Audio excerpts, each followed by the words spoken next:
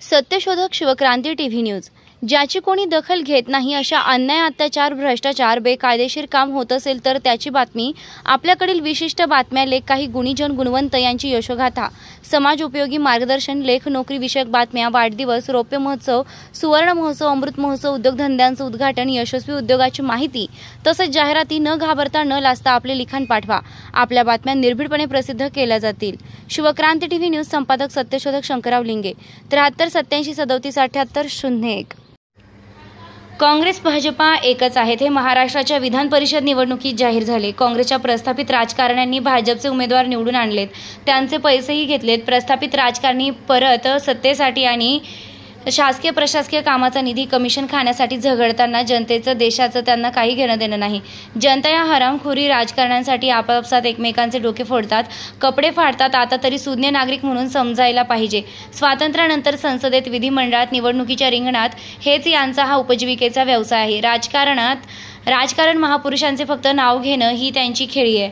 त्या महापुरुषांच्या विचारांशी यांना काही घेणं देणं नाही। फक्त स्नेत जाण्यासाठी जनतेची मते घेण्यासाठी हे महापुरुषांचे नाव घेतात। जेवढे परंपरावादी घराणेशाहीची कौटुंबिक राजकारणी परिवार आहेत ते श्रमजीवी शेतकरी, कामगार, शेतमजुरांच्या, भारतीय नागरिकांच्या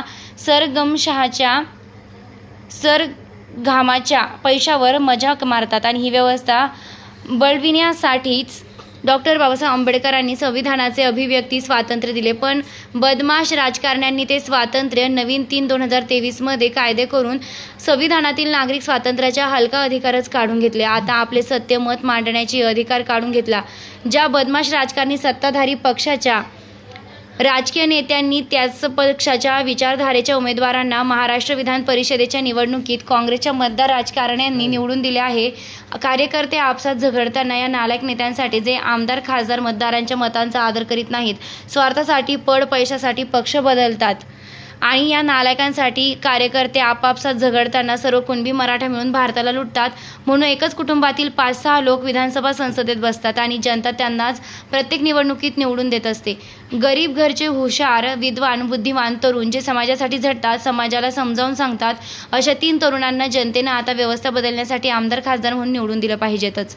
त्याशिवाय हे माजलेले, मास्तावलेले परंपरावादी राजकारणी, सत्ताधारी जे अब्जोपती, लखपती झाले, त्यांना अद्दल घडविली पाहिजे।